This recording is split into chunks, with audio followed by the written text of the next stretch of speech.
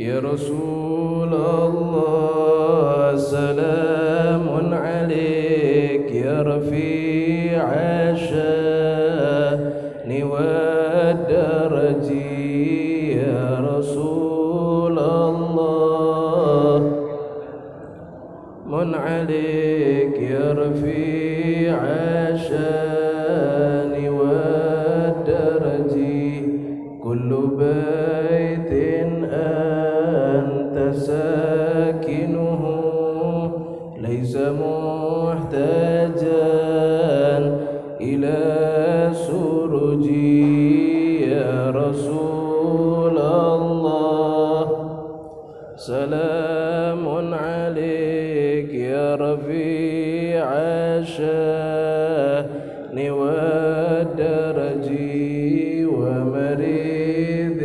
أنت عائده قد أتاه الله بالفرج يا رسول الله سلام عليك شان والدرج وجهك الميمون حجتنا يوم تأتي الناس بالحجج يا رسول الله سلام عليك يا رفيع الشان والدرج كل يوم نرتجي فرجاء ربي عجل منك بالفرج يا رسول الله يا رفيع الشان والدرج فجزاك الله خيرا جزاء يا منير الكون بالبلج يا رسول الله يا رفيع الشان والدرج أهل بيت المصطفى الطهري هم أمان الأرض فالذكري يا رسول الله سلام عليك يا رفيع الشان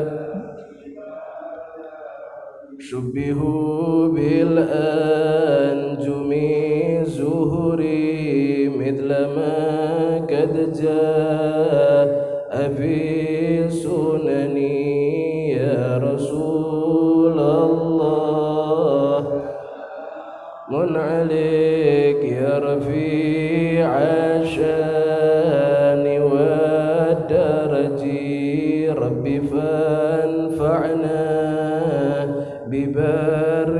ببركتهم واهدنا الحسنى بحرمتهم يا رسول الله سلام عليك يا رفيع الشان والدرج وأمتنا في طريقتهم ومعافاتهم من الفتن يا رسول الله سلام عليك يا رفيع الشان والدرج اللهم صل وسلم وبارك عليه. Bismillahirrahmanirrahim. Assalamualaikum warahmatullahi wabarakatuh. Bismillahirrahmanirrahim. Alhamdulillahi rabbil alamin. Allahumma salli wa sallim ala sayyidina wa maulana Muhammadin miftahi babi rahmatillah adada ma fi ilmillah salatan wa salaman daimin bidawami mulkillah wa ala alihi wa sahbihi wa man walah wa la hawla wa la quwwata illa billahil alil azim. Subhanaka la ilma lana illa ma 'allamtana innaka antal alimul hakim. Rabbi shrah li sadri wa yassir li amri wahlul 'uqdatam min lisani yafqahu qawli. Amin ya rabbal alamin. Amma ba'd. Alhamdulillahi rabbil alamin. Para jamaah, bapak-bapak, ibu-ibu, jamaah pengajian Masjid Al-Iqbal yang dimuliakan Allah Subhanahu wa taala.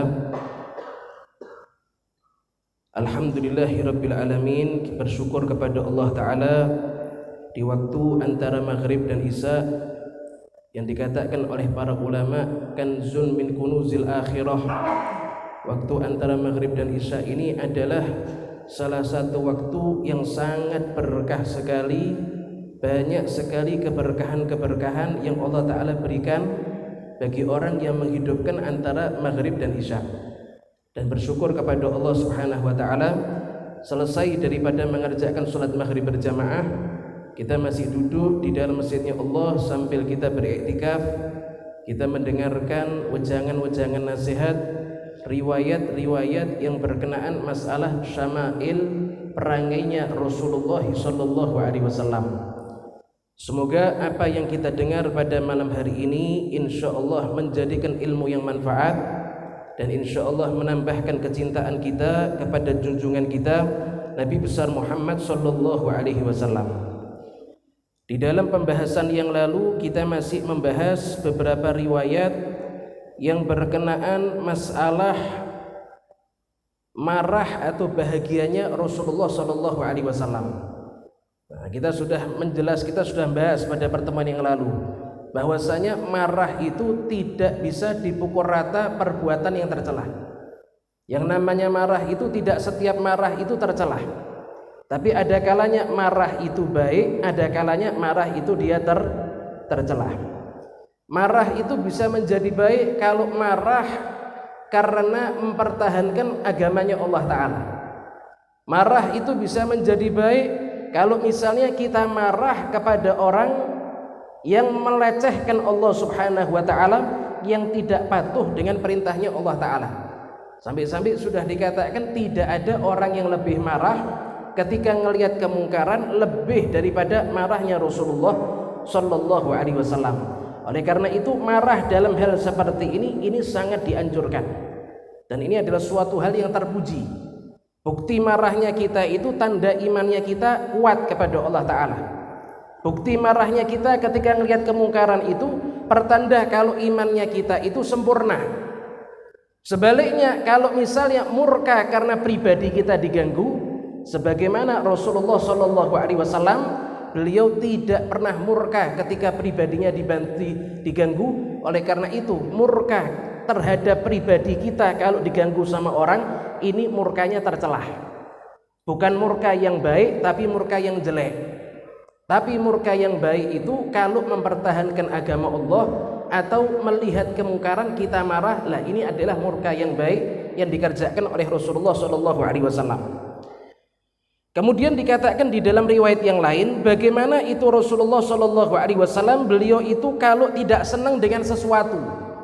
Ya, Nabi sallallahu alaihi wasallam itu beliau kalau tidak senang dengan sesuatu itu dikatakan wa kana sallallahu alaihi wasallam idza kariha syai'an urifa dzalika fi wajhihi. Dikatakan di dalam suatu riwayat Kanjeng Nabi Muhammad sallallahu alaihi wasallam itu kalau tidak senang dengan sesuatu. Ya, coba kalau kulon jenengan Pak tidak senang dengan sesuatu, pasti kita ngomel-ngomel nih. Pasti kita komentar, nunjukkan kalau tidak senang. Mungkin pasang wajah cemberut, mungkin pasang wajah yang tidak enak, mungkin terlontar kalimat-kalimat yang tidak baik daripada lisannya kita. Tapi lihat itu bagaimana Rasulullah sallallahu alaihi wasallam itu kalau beliau tidak senang dengan sesuatu, Nabi tidak komentar. Nabi tidak berkata jelek, Nabi tidak menghardik orang tersebut, tapi para sahabat Nabi sallallahu alaihi wasallam mereka bisa tahu dari wajahnya Rasulullah Nabi kurang berkenan dengan perbuatan seperti itu. Mereka tahu dari wajahnya Rasulullah, bukan wajah cemberut, tapi wajahnya Rasulullah agak berubah, menunjukkan kalau Nabi tidak senang dengan perbuatan yang dikerjakan sama salah seorang sahabatnya. Nabi tidak marah, tapi beliau tampak daripada wajahnya, wajah beliau tidak senang. Ini pernah suatu saat Nabi SAW beliau masuk ke dalam rumahnya putri beliau, yaitu Siti Fatimah Zahra.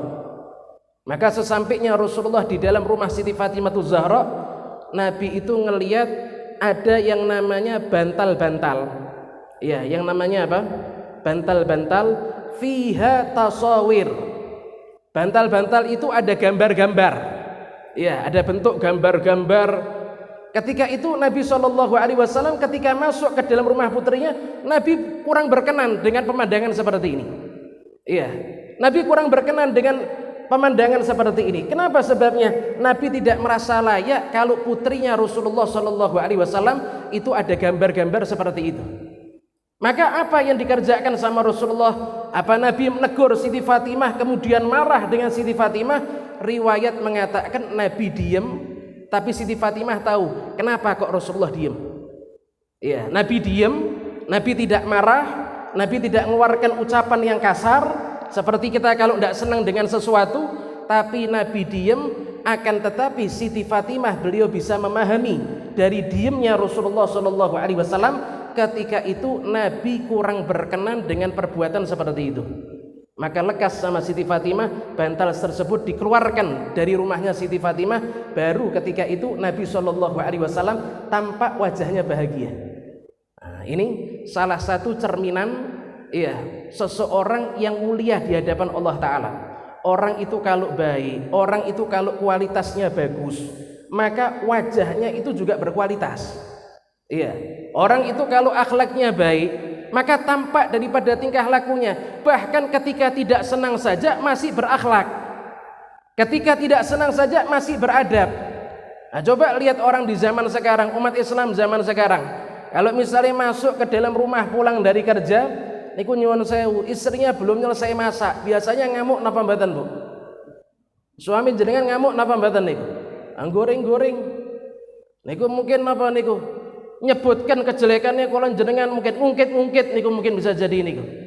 Nah, tapi lihat nih akhlaknya Kanjeng Nabi. Nabi kalau tidak senang dengan sesuatu, Nabi tidak komentar, Nabi tidak marah, tapi Nabi tampak dari wajahnya kalau perbuatan itu Nabi tidak berkenan. Ya, ini adalah akhlaknya Rasulullah Shallallahu Alaihi Wasallam. Bahkan dikatakan di dalam suatu riwayat, Nabi Shallallahu Alaihi Wasallam itu la yasubbu syai'ah. Nabi itu tidak pernah sekalipun mencaci sesuatu apapun juga. Kalau Nabi disodorkan makanan, Nabi tertarik, Nabi ngambil. Tapi kalau Nabi tidak senang, Nabi tidak ngambil dan tidak komentar. Ya, coba lihat nih akhlaknya Rasulullah ini. Nabi itu tidak pernah mencaci sesuatu, apapun juga itu tidak pernah dicaci sama Rasulullah SAW. Kalau misalnya Nabi itu disodorkan makanan, Nabi senang dengan makanan tersebut, Nabi ambil kemudian Nabi makan. Tapi nyuwun sewu, kalau Nabi tidak senang, Nabi tidak ngambil dan tidak komentar. Ya, ini nyenengkan hati orang yang ngasih makanan. Ya, nyenengkan hati orang yang ngasih apa? Yang ngasih makanan. Pernah suatu saat Nabi SAW ketika dengan para sahabatnya niku disodorkan sama seseorang, dihadiahkan sama seseorang lahmu bob, daging hewan bob.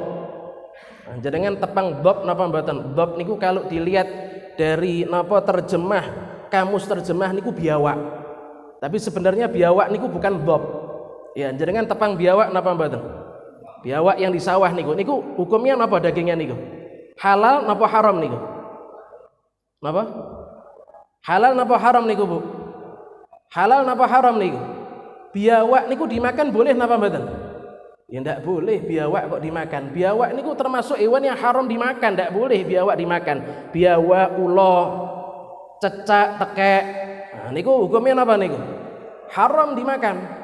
Tapi ada yang namanya hewan namanya bob. Nah, bob niku sejenis seperti kadal, besar badannya, tinggalnya ada di padang pasir. Kalau di Indonesia tidak ada hewan dhab ini. Lah kalau hewan dhab tersebut seekor kadal yang ada di padang pasir itu hukumnya halal, tidak haram kalau dikonsumsi. Kalau dimakan diperbolehkan, tapi di Indonesia tidak ada ini. Jangan kira apa itu di got ada kadal diambil, disate, dimakan niku boleh niku. Nah, niku lak limbat namanya niku. Iya. Nah, bukan kadal biasa. Dhab itu kadal yang ada di padang pasir yang ada di Arab itu halal untuk dimakan. Tapi bagaimana sikapnya Rasulullah Shallallahu Alaihi Wasallam ketika beliau disodorkan lahmud dhab, daging daripada hewan dhab? Ketika itu Nabi tidak senang dengan kadal kadal padang pasir itu. Nabi tidak senang dengan kadal padang pasir itu, dhab niku. Maka bagaimana sikapnya Rasulullah? Apa Nabi bilang, saya tidak suka, ini agak menjijikkan. Iya, kalau tak makan gilo misalnya, benda. Nabi kalau ngomong seperti ini, gelokkan orang yang apa ini? Gelokkan orang yang apa ini? Gelokkan orang yang apa ini? Gelokkan orang yang ngasih. Tapi bagaimana sikapnya Rasulullah ketika disodorkan hewan dhab? Nabi katakan kepada para sahabat, silahkan kalian makan. Silahkan kalian makan kalian kepada hewan ini. Silahkan dimakan, kata Rasulullah Shallallahu Alaihi Wasallam. Maka ketika itu para sahabat makan, tapi Nabi Muhammad tidak ikut makan. Ya, kenapa sebabnya? Akhlaknya Rasulullah tidak pernah mencaci sesuatu. Walaupun Nabi tidak senang dengan yang namanya hewan dhab tersebut, Nabi tidak komentar ini hewan yang menjijikkan. Tidak komentar ini hewan yang seperti ini, tidak komentar ini, tidak komentar itu. Kalau Nabi tidak senang tidak diambil, tapi kalau Nabi senang diambil sama Rasulullah Shallallahu Alaihi Wasallam. Ini menunjukkan akhlaknya Rasulullah Shallallahu Alaihi Wasallam. Lah kula jenengan juga sami Pak. Nek kula jenengan iki disodori makanan yang kula jenengan ndak suka, ndak usah kathah komentar. Kalau kula jenengan disuguhi makanan yang kula jenengan ndak suka, misal contohnya pete. Nah, misalnya kalau jenengan tidak suka pete, ya sudah, kalau disodorkan pete tidak mau, ya sudah diam, tidak usah komentar, tidak usah bilang wah pete ini baunya tidak enak ini, pete ini menjijikkan, nyinggung sampingnya, wah ini doyanan kok menjijikkan gimana, lebih menjijikkan raimu, nanti akhirnya ngomong kayak gitu nanti koncoin jenengan. Nah, nanti karena perkara seperti itu kelahi nanti akhirnya niku. Iya. Nah, ikut akhlaknya Rasulullah. Nek kalau jenengan disuguhi makanan, kalau jenengan suka ambil. Tapi kalau jenengan tidak suka, ya sudah, tidak usah ngambil, tidak usah komentar. Ini akhlaknya Rasulullah Sallallahu Alaihi Wasallam. Nah, dikatakan seperti itu. Faqad kana Sallallahu Alaihi Wasallam idza surra istanara wajhuhu ka'annahu al-qamar. Subhanallah. Coba perhatikan. Kanjeng Nabi Muhammad Sallallahu Alaihi Wasallam niku wajahnya apa? Indah luar biasa. Iya, wajahnya Kanjeng Nabi niku wajah yang napa? Indah yang luar biasa. Sampai saking indahnya wajahnya Kanjeng Nabi Muhammad Shallallahu Alaihi Wasallam niku ada satu syair mengatakan wasahbu Zulaikha in ra'aina jabinahu la atharna takti al-qulubi al-aidi. Saking tampane wajahnya Kanjeng Nabi niku sampai ada seorang penyair dia mengatakan niku nyuwun sewu, teman-temannya Siti Zulaikha yang ngelihat Nabi Allah Yusuf lewat di hadapannya, mereka rajang-rajang napa? Motong napa? Mereka lagi motong apel. Ketika Nabi Yusuf lewat, akhirnya tersihir dengan ketampanan Nabi Yusuf, akhirnya yang dipotong napa? Jari jemari. Tersihir dengan ketampanan Nabi Allah Yusuf alaihissalam. Itu kalau misalnya para wanita yang melihat Nabi Yusuf itu karena ketampanan Nabi Yusuf sampai akhirnya yang dipotong tangannya dalam keadaan tidak sakit, niku nek misalnya yang lewat Kanjeng Nabi, kalau misalnya yang lewat Kanjeng Nabi Muhammad Shallallahu Alaihi Wasallam, la atharna takti al qulubi alal aidi, niku pasti para wanita itu bukan ngerajang jarinya, tapi ngerajang jantungnya. Saking napa nih? Tuampannya yang luar napa? Luar biasa. Jadi Kanjeng Nabi niku sama Nabi Yusuf lebih tampan mana niku? Lebih tampan mana, Bu? Lebih tampan mana niku? Kanjeng Nabi lebih tampan dari Nabi Allah Yusuf alaihissalam. Kanjeng Nabi niku luar biasa, pesona wajahnya itu luar biasa. Tapi dikatakan di dalam suatu riwayat, nek Kanjeng Nabi niku sedang bahagia. Nah, coba perhatikan, ini wajahnya sudah tampan luar biasa. Wajahnya itu sudah indahnya mentok sempurna yang luar biasa. Nek Kanjeng Nabi niku bahagia, sedang gembira, istanara wajhuh, wajahnya Kanjeng Nabi niku tampak ceria, tampak bercahaya, tampak sumringah, sampai-sampai sahabat mengatakan ka'annahul qamar, seakan-akan seperti rembulan di bulan purnama. Subhanallah, wajah Kanjeng Nabi niku nek misalnya merengut itu sudah gantengnya luar biasa. Ya, Kanjeng Nabi niku kalau napa merengut niku sudah gantengnya mentok. Apalagi nek Kanjeng Nabi dalam keadaan apa? Bahagia. Istanara wajhuh, wajahnya niku tampak ceria yang indah luar biasa. Niku kalau orang ngelihat wajahnya napa niku? Gemeter hati ya. Nah, ya, gemeter napa? Gemeter hati ya. Nah, niki Kanjeng Nabi kalau bahagia seperti itu. Sampai-sampai para sahabat mengatakan ka'annahul qamar. Seakan-akan Kanjeng Nabi Muhammad sallallahu alaihi wasallam itu seperti rembulan, kata para sahabat Nabi sallallahu alaihi wasallam. Wa kana sallallahu alaihi wasallam jullu dhahikihi at-tabassum.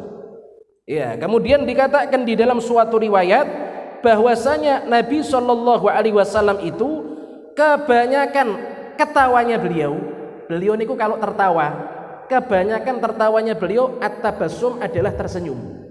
Ya, nek kalau jenengan tertawa niku pripun? Oh, terbahak-bahak. Niku giginya ketok sedaya niku. Nah, ketok ada hijau, ada merah, komplit warna-warni. Kayak lampu merah niku lho, Bu. Iya, ketok lombok hijau, lombok merah. Ketawa nih lebar, tertawa terbahak-bahak. Ambune sak kamar. Anjih napa mboten? Tapi dikatakan di dalam suatu riwayat Kanjeng Nabi niku kalau tertawa mayoritas tertawanya Rasulullah sallallahu alaihi wasallam at-tabassum, yaitu adalah tersenyum. Ya, Nabi tidak pernah tertawa terbahak-bahak, tapi Nabi itu kalau tertawa beliau tersenyum. Wa an Abdullah bin Al-Harits radhiyallahu taala anhu qol ma raaitu ahadan aktsara tabassuman min Rasulillah sallallahu alaihi wasallam. Nah, kemudian dikatakan sama salah seorang sahabat Nabi yang bernama Sayyidina Abdullah bin Al-Harits. Beliau pernah berkata, saya tidak pernah melihat orang yang lebih banyak tersenyum daripada Rasulullah Shallallahu Alaihi Wasallam. Nah, coba perhatikan. Saya tidak pernah melihat orang yang lebih banyak senyum daripada Rasulullah Shallallahu Alaihi Wasallam. Coba perhatikan. Senyum itu sedekah. Tabassumu ibtisamuka ila wajhi akhika sedekah. Nabi katakan kalau kamu tersenyum kepada wajah saudara kamu, maka itu adalah sedekah, kata Rasulullah. Loh, kenapa kok orang senyum itu sedekah? Ya, kenapa kok orang senyum niku napa? Sedekah. Jenengan keluar rumah ketemu orang senyum sedekah. Ketemu sama orang senyum sedekah. Ketemu sama orang senyum sedekah. 3 kali sedekah dalam waktu yang singkat, mboten bondo harta sedekahnya. Loh, kenapa kok senyum itu sedekah? Nyuwun sewu. Orang niku kalau kulon jenengan senyumi, bisa jadi orang yang lagi sumpek jadi napa? Tambah sumpek. Oh, niku senyumnya kok medeni niku. Nah, kulon jenengan kalau senyum itu kan wajah yang menarik, wajah yang menggembirakan. Orang kalau sumpek kita senyumi, bisa jadi sumpeknya hilang. Lah itu yang jadikan fadilahnya seperti sedekah.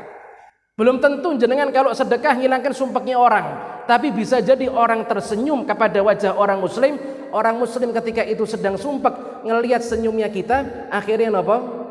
Hilang sumpeknya. Lah niki nilai sedekah itu ada di situ. Nah, ya. Jadi Kanjeng Nabi niku kathah senyum. Lah nyuwun sewu, orang kalau kathah senyum niku wajahnya enak dipandang.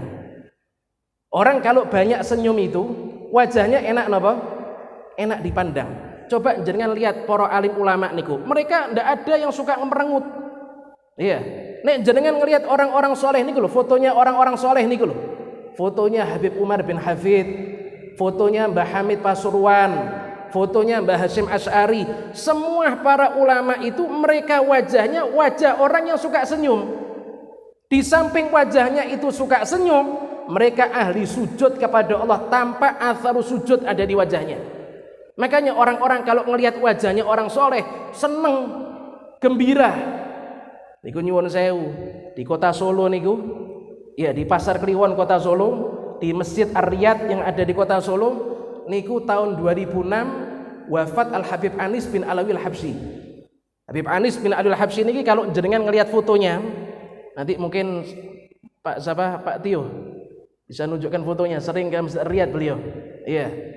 Orang kalau ngelihat wajahnya Habib Anis, waduh, adem luar biasa. Nek sumpek niku nyawang napa? Napa niku? Hilang sumpeknya. Kenapa sebabnya? Wajahnya selalu senyum. Di samping wajahnya senyum, beliau orang yang ahli ibadah, tampak bekas sujudnya. Tampak wajah orang yang teduh, wajah orang yang takut sama Allah Ta'ala. Sampai-sampai niku pernah suatu waktu, niku zamannya Habib Anis niku sampai sekarang, niku kalau bar adzan zuhur, niku di pojok masjid ada pengajian seperti kayak kulon jenengan duduk seperti ini. Dibacakan kitab Ihya Ulumuddin, dibacakan kitab sejarahnya Kanjeng Nabi Muhammad sallallahu alaihi wasallam. Lah niku nyuwun sewu, zamannya Habib Anis niku wonten setunggal tiang datang pengajian ketika itu duduk menghadap persis di depan wajahnya Habib Anis. Niku subhanallah ketika pengajian sedang berlangsung, tiba-tiba niki orang jerat-jerit. Ya, tiba-tiba orang niki napa? Jerat-jerit, menjerit, ya Allah. Niku sak pengajian kaget, loh ini orang kenapa ini? Kayak misalnya kalau jenengan lenggah niki tiba-tiba jenengan yang di pojok niku jerat-jerit niku lho. Malah kaget sedaya niki. Nggih napa mboten niki? Cuma ndak ada yang jerat-jerit kan niki. Nah, ini orang tiba-tiba menjerit. Ketika itu ditanya, "Loh kamu kenapa? Kok menjerit kenapa kamu?" "Oh tadi kamu ini duduk khusyuk dengarkan ilmu disampaikan, tiba-tiba kamu jerit menjadi-jadi nyebut namanya Allah, ya Allah dengan suara yang keras." Maka orang tersebut dia mengatakan, "Demi Allah saya dari rumah ini sumpek hati saya ini. Saya ini kathah hutang. Saya ini meh stres. Hampir napa? Stres, kathah pikiran. Saya datang ke sini dari awal tidak konsentrasi sama ilmu yang disampaikan, tapi saya cukup duduk ngelihat wajahnya Habib Anis niki." Maka kata orang itu, subhanallah setelah saya duduk berapa saat sampai saya menjerit, subhanallah sumpekku itu hilang 100%. Lupa dengan problem hidup yang sedang dialami, sumpeknya lupa, ininya lupa, hatinya jadi tentrem. Karena ngelihat napa niku? Wajah orang yang teduh, kathah senyum, ahli ibadah.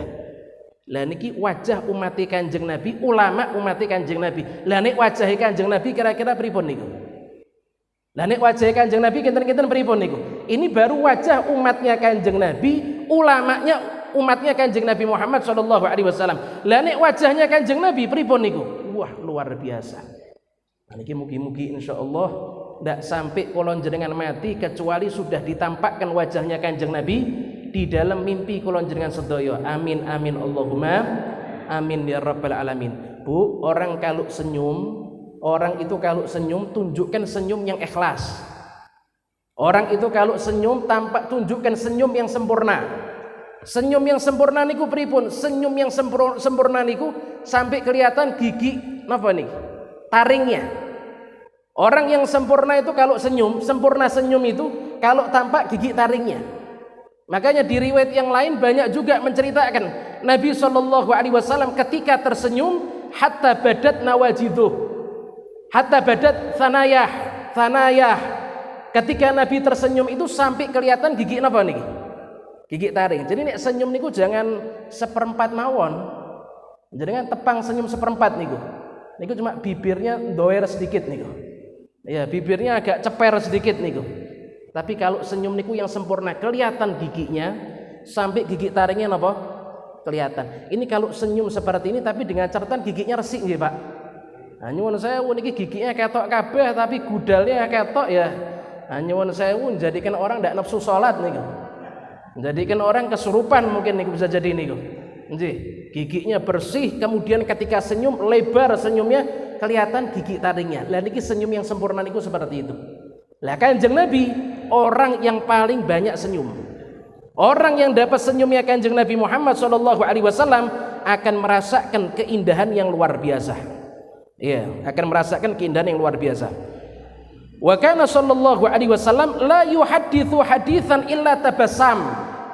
Ya, dikatakan di dalam suatu riwayat juga Kanjeng Nabi niku tidaklah menceritakan sesuatu, tidaklah beliau memberikan nasihat kepada para sahabatnya illa tabassam, kecuali ketika menyampaikan cerita sambil tersenyum. Ya, ketika menyampaikan cerita sambil napa? Tersenyum. Jadi ndak meden-medeni wajahnya. Nah niki banyak zaman sak menika napa niki? Ceramah kok wajahnya kok lebih medeni dari gendruwo niki.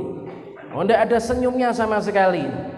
Lah Kanjeng Nabi niku tidaklah menceritakan suatu cerita, tidaklah mengucapkan suatu kalimat nasihat kecuali beliau dibarengi dengan senyum. Maka para sahabat ketika itu tersihir dengan apa yang terucap dari lisannya Rasulullah Shallallahu Alaihi Wasallam. Nyuwun sewu, zamannya Kanjeng Nabi niku para sahabat nek duduk dengarkan wejangan Kanjeng Nabi niku ndak ada yang gerak-gerak kayak model kulon jenengan. Nah nek kulon jenengan sudah berapa posisi? 17 posisi. Anjih napa mboten niki? Anjih napa mboten? Ada yang posisinya miring, ada yang posisinya mau geblak tapi ndak jadi. Ada yang posisinya gini sama macamnya, tapi tidak apa-apa ketimbang tidak hadir. Enggih napa mboten? Tidak apa-apa. Cuma para sahabat Kanjeng Nabi niku ketika duduk di hadapan Rasulullah mendengarkan wejangan-wejangannya Rasulullah, mendengarkan ceritanya Rasulullah Shallallahu Alaihi Wasallam, ketika itu dikatakan seakan-akan di atas kepala mereka itu bertangkar seekor burung. Ya, seakan-akan di atas kepala mereka itu ada seekor burung. Sampai saking khusyuknya para sahabat mendengarkan wejangan Rasulullah, mereka tersihir dengan kalimat-kalimat yang indah yang keluar dari lisannya Rasulullah, mereka tersihir dengan senyumnya Rasulullah, mereka tersihir dengan wajah indahnya Rasulullah. Maka ketika itu dikatakan seakan-akan ada seekor burung ada di atas kepala mereka. Orang kalau gerak-gerak kira-kira burungnya tetap ada di kepala atau pergi? Orang kalau gerak-gerak kepalanya burungnya di kepala atau pergi? Pergi.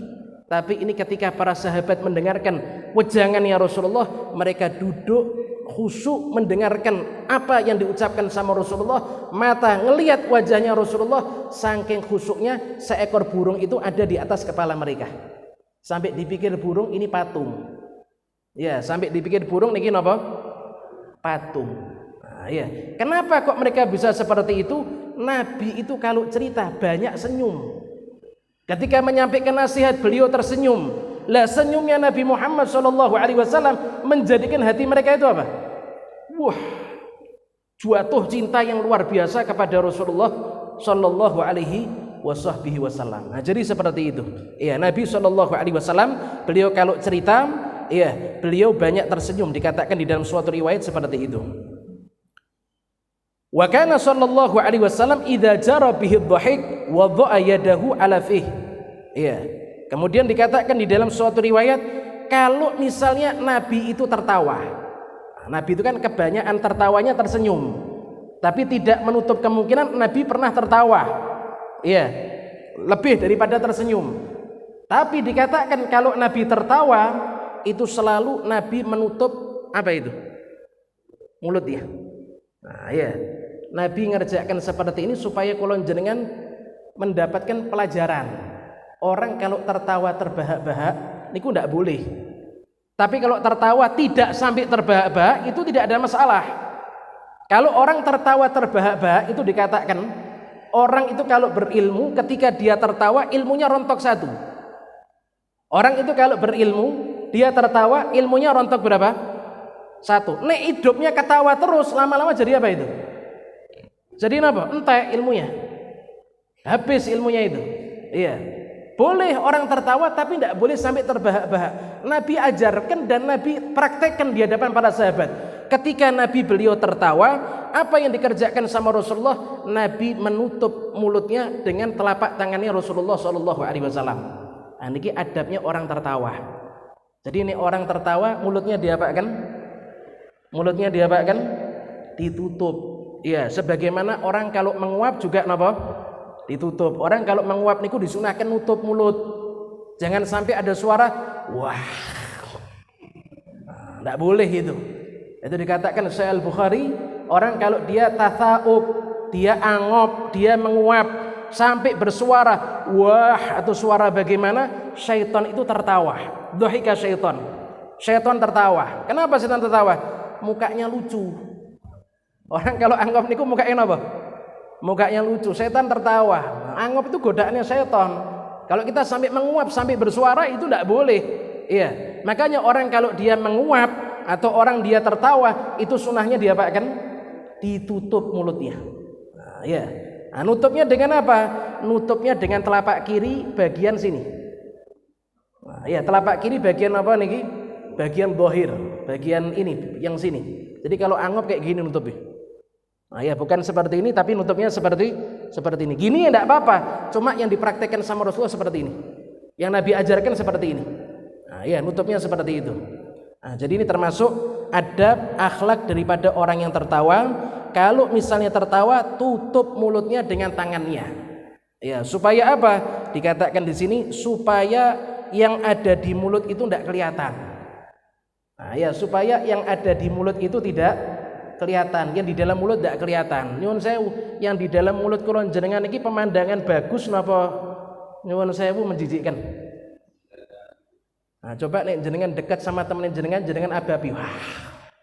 Wah, itulah menjijikkan luar biasa.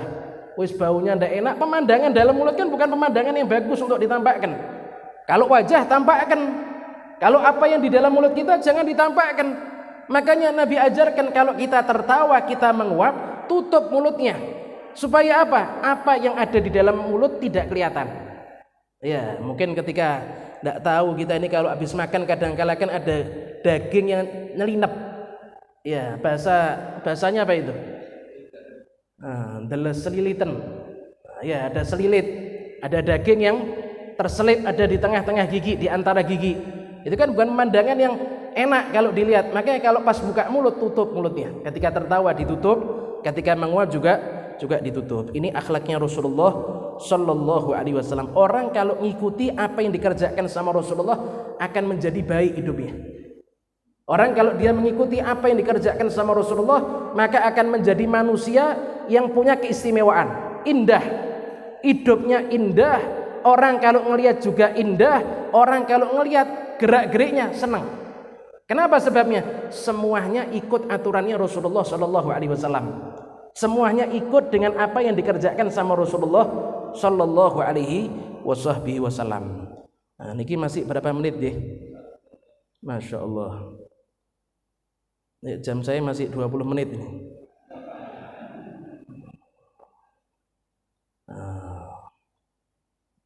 Niki Masya Allah niki mantan Habib Saleh bin Abdurrahman Al-Jufri niki. Ya Allah, sebetulnya beliau yang duduk di sini bukan kulo yang duduk di sini, tapi alhamdulillah dihadiri sama beliau. Insya Allah duduknya kulo jenengan berkah. Duduknya kulo jenengan apa?